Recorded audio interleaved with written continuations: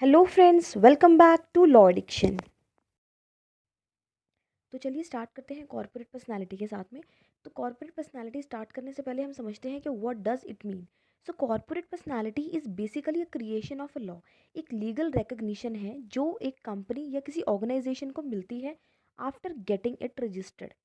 जब भी कोई कंपनी या कोई एसोसिएशन रजिस्टर हो जाती है तो उसे खुद से एक नई पहचान मिल जाती है। It got a legal recognition. उसी लीगल रिकग्निशन को हम पर्सनालिटी का नाम देते हैं, that is a legal personality.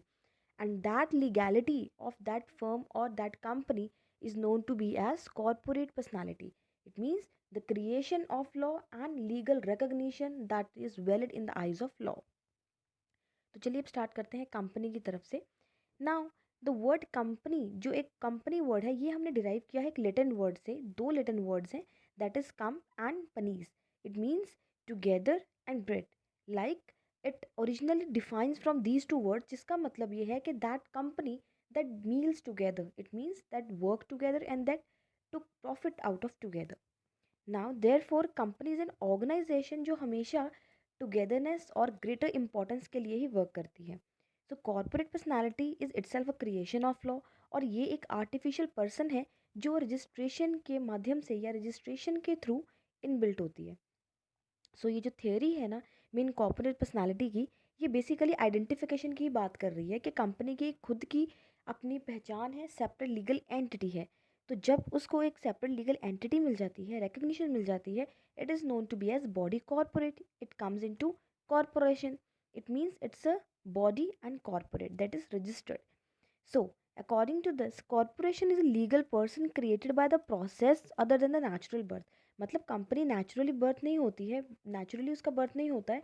It is been inaugurated by the way of registration. इसे हम रजिस्ट्रेशन और लीगल वे से ही इनकॉर्पोरेट करते हैं। So it is a creation of law. A legal person, a corporate is capable of enjoying all the rights and liabilities as a natural person। मतलब एक company जब corporate हो जाती है तो it have its own personality and it has its own identity. तो जैसे कि एक नेचुरल पर्सन कोई है, उसके राइट्स एंड लाइबिलिटीज़ हैं, वैसे ही कंपनी के भी राइट्स एंड लाइबिलिटीज़ क्रिएट हो जाते हैं। Then corporate personality in fact क्या है, ये एक रिकग्निशन है लीगल, जो लॉ के नज़रों में वैलिडेशन शो करती है और एग्जिस्टेंस क्रिएट करती है। Now let's see the essentials of a legal corporation. The very first is it must be a group और a body of a human being. तो इसके लिए ज़रूरी है कि ग्रुप या बॉडी ऑफ ह्यूमन बींग्स का उसमें एसोसिएट होना ज़रूरी है। There must be a organs through which a body और ग्रुप एक्ट्स। एक बॉडी होनी चाहिए, एक ऑर्गन होना चाहिए, एक एसोसिएशन होनी चाहिए जिसके अकॉर्डिंग वो ग्रुप और वो बॉडी वर्क करेगी। A will is attributed to the corporation of a legal fiction. There must be a consent over there. उन सबकी मर्जी इसमें इन्वॉल्व होनी चाहिए। So this is what a company and its corporation means and how it consequently termed to be as corporate personality. Now let's go through its merits and some of demerits as well.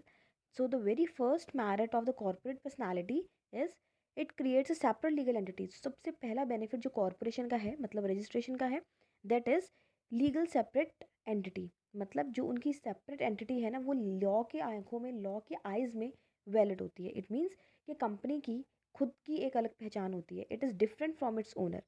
तो जो company है ना, उसकी independent और एक separate footing पे identity रहती है उसके ओनर से। It has its own word. Then is company has a perpetual succession. मतलब कंपनी को कोई फ़र्क नहीं पड़ता कि लोग आते हैं जाते हैं, आते हैं या डेथ होती है या दे लेफ्ट द कंपनी या दे सेल द कंपनी, इससे उसे कोई फ़र्क नहीं पड़ता। कंपनी एक आर्टिफिशियल पर्सन है जो हमेशा ही परपेचुअली सक्सेशन में रहती है, मतलब परपेचुअली वो रहती है। It is permanent in nature. Company कभी भी एक ह्यूमन बीइंग की नेचर का जो फीचर है वो अपने में नहीं लाती है, दैट इज़ अ डेथ और लीविंग समवन। तो ये फीचर्स जो हैं ये कंपनी में नहीं होते हैं। कंपनी खुद से एक परमानेंट एग्जिस्टेंस है जो परमानेंटली रहती है। हाँ, it may very in the hands of one person to another person, but it remains it to existence forever. Then it can own a separate property. Company की properties company के ही name पे ली जा सकती हैं। Company के name पे ही कंपनी की प्रॉपर्टीज़ को रजिस्टर किया जाता है। So company can own its own properties as well. Then it has a capacity to sue and to be sued. अगर कंपनी से कोई प्रॉब्लम है, we have to sue the company. Company के खिलाफ केस किया भी जा सकता है और कंपनी किसी दूसरी कंपनी या किसी के अगेंस्ट केस कर भी सकती है। So this is its capability to be sued also and to sue someone also. Then is easier access to capital.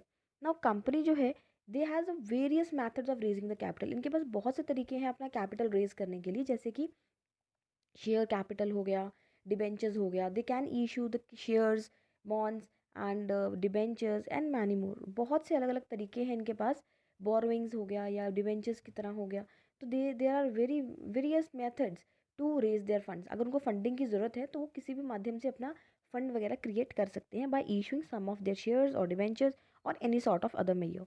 Then is limited liability. Now company जो है उसके जो मेंबर्स हैं obviously they run the company, तो उनकी जो liability है that liability could be specified in the documental way. It means कि उनकी जो लाइबिलिटी है वो पहले से प्री स्पेसिफाइड हो सकती है।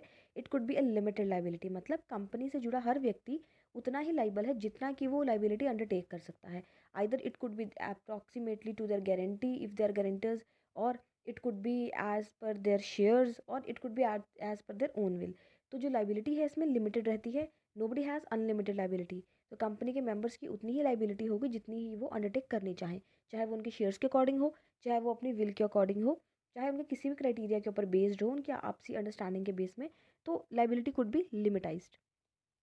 सो फ्रेंड्स, ये था क्राइटेरिया जो मैरिट्स के अंदर फॉल कर रहा था। Now let's see some of the negative aspects also of the company, that is demerits. Now the very first point is cost. Now cost means कि अब भाई कंपनी है, अब बड़ी एसोसिएशन है, एक बड़ी पहचान है, सो जहाँ उसको इतने बेनिफिट्स मिल रहे हैं वहाँ कोई ना कोई लाइबिलिटी तो है। तो it is a cost, it requires a huge amount. जैसे कि हम देखते हैं पब्लिक और प्राइवेट कंपनी, इनके कुछ कैपिटल्स जो हैं वो प्री स्पेसिफाइड होते हैं। आपको एक प्राइवेट कंपनी खोलनी है तो you must have some specified capital. Public company also have a limit of some specified capital. तो एक लिमिट होती है, उतना आपको मिनिमम पेड अप कैपिटल रखना ही पड़ता है। So that is a cost oriented. तो कॉस्ट जो है इसमें हैवीली लगती ही लगती है। Then is double taxation. अब कंपनी है, huge amount, huge cost and huge turnover, so it carries a huge taxation also. तो इसी में जो टैक्सेशन की अमाउंट होती है वो भी काफ़ी ज़्यादा होती है। Then is loss of personal ownership. अब क्योंकि ये कंपनी है इसमें बहुत से शेयर होल्डर्स भी होंगे, डायरेक्टर्स भी होंगे, ट्रस्टीज भी होंगे, तो इसमें कुछ सेल्फ कंट्रोल के जो चांसेस हैं वो बहुत मिनिमाइज हो जाते हैं। Then is required structure. अब कॉरपोरेशन है, एक बड़े लेवल की कंपनी है, it need to work at a bigger level, तो इसमें जो स्ट्रक्चर है वो भी वेल ओरिएंटेड होना चाहिए और बड़ा होना चाहिए। तो इसमें प्रॉपर ओरिएंटेड स्ट्रक्चर और ऑपरेशनल रिक्वायरमेंट्स की रिक्वायरमेंट होती है।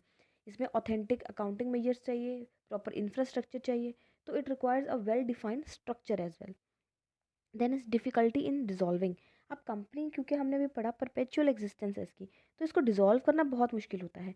ऑल दो it has a winding up procedure, पर फिर भी इसका प्रोसीजर बहुत ही कॉम्प्लिकेटेड और बहुत ही लीगैलिटी में चला जाता है, बहुत ही फॉर्मेलिटीज़ हो जाती हैं इसकी। तो it is very difficult to dissolve a company. So these are some of the demerits which a company has to face.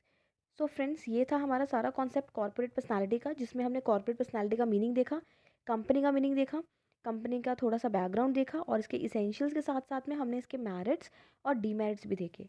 तो if you have any kind of a doubt, do let me know in below comment box, and if you like the video, do not forget to hit like button and share with your friends. Thank you and stay tuned with Law Addiction.